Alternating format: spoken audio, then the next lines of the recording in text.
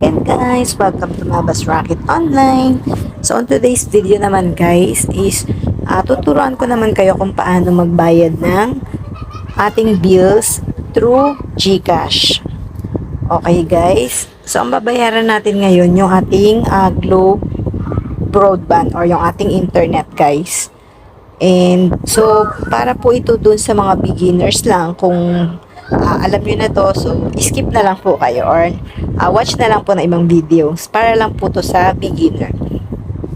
So, ang una natin gagawin guys, kung meron kayong Globe Broadband, especially kung OFW kayo, kung meron din naman kayong GCash apps dyan at hindi nyo pa alam kung paano magbayad dito ng inyong Globe Broadband, so ituturo natin yan ngayon dito sa ating video. So, tips ko na lang din guys, so mag-install na lang din kayo muna nitong Globe One. Atong Globe One. So, lahat yan guys, nasa Play Store. Kung wala ka pang GCash, so download lang sa Play Store and then, so i-download mo lang din tong Globe One and then, i-register mo lang yung number mo. Tapos, i-add mo lang po yung account ng inyong Globe Broadband. So, ang gusto ko dito is, eto, makikita mo yung bills mo and then, so, alam mo na kung due soon siya, ayan. So, meron tayo dyang 1,597. And yung isa pa guys, baka hindi nyo alam, yung kada bayad nyo po kasi dito sa inyong mga Globe Broadband or kahit pag naglo-load po kayo, meron po kayong reward points. At yung reward points na ito guys, so pag kinlik nyo yan, so pwede nyo siyang ipalit dito guys. Ayan. Ayan guys. So, madami dyan. Meron po dyang McDo. Ayan. McDonald's cheeseburger, crispy chicken. So, naka-redeem na po tayo dyan ng 3 beses na. So, sayang din naman guys. Kaya, ayan, diba? So, marami na tayo dyan na-redeem. Ayan, naka-4 na pala tayo. So, install lang din kayo nitong Globe Broadband. So, ayan guys, meron tayong bill dito na 1,597. So, pwede naman natin yung i-pay now dito, i-direct. Ayan, GCash. O kaya credit, debit card, or e-wallet.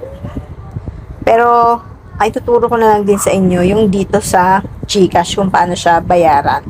Okay, so kasi nakasave na dito yung ating account number. So, i-click nyo lang po itong bills.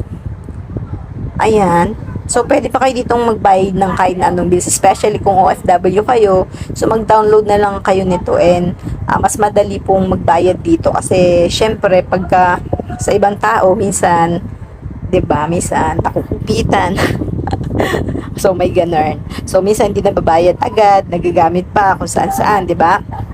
So, ayan guys, tsaka pag nabayaran nyo na siya dito, ayan, magiging ano na, i-tap nyo lang yung favorite billers, ma-add na siya dito guys. So, kung wala pa kayong na-i-add, i-click nyo lang kung ano yung babayaran nyo. Halimbawa yan, Globe at Home. Ayan, ganyan. Tatype nyo lang dito. Tapos yung kung anong type niya, kung account number or landline number. And, so, ayan guys, pagka i-add nyo lang siya, halimbawa yan, Globe at Home. So, ilalagay lang natin dito yung amount. And then, ito, isi-select nyo lang kung anong type account number or landline number. Tatype nyo dito yung account number. And then, yung email address. Optional lang naman yan. Tapos ito, tatanggalin ko na to kasi magdadagdag pa yan ng 14.70 mga G-insure na yan. And then, click lang natin tong next. So, ayan, i-review lang natin para sure na account number natin. Tapos, click lang natin tong confirm.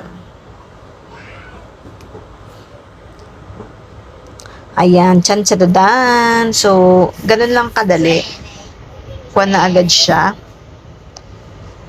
Completed na. So, i-check naman natin ngayon dun sa ating i-download na din natin to para